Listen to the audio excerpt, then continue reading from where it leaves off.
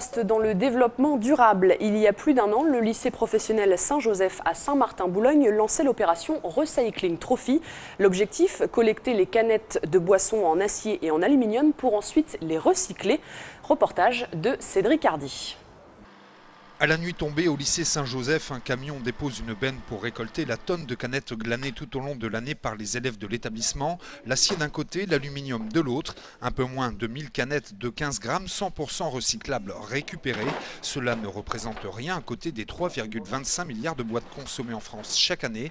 Mais le geste est louable et peut rapporter gros. En termes de rejet CO2 dans l'atmosphère, c'est 9 tonnes de CO2 gagnées du fait que les entreprises n'auront pas à refabriquer des canettes neuves, donc on économise 9 tonnes d'équivalent CO2. 1000 canettes, c'est 800 kg d'acier, 200 kg d'aluminium. L'aluminium nous est racheté 1000 € la tonne et l'acier 150 € la tonne, donc ce qui va nous rapporter un petit 350 €. Cette opération de récupération d'acier et d'aluminium permet au lycée de réduire l'impact carbone des 24 heures de Saint-Jean, une compétition de voitures radiocommandées dont les pièces en acier et aluminium sont usinées par les étudiants.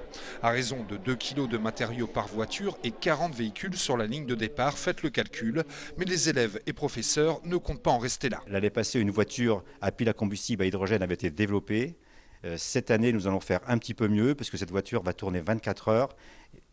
Les accumulateurs vont être rechargés par panneaux solaires et l'hydrolyse de l'hydrogène va être également faite par panneaux solaires. Donc nous serons parfaitement zéro carbone pour faire tourner nos voitures pendant 24 heures. Les fonds récoltés grâce à cette opération, soit 350 €, ont été reversés à l'association Choisir l'Espoir, une structure dont la mission est l'accompagnement et l'information des familles d'enfants atteints de cancer.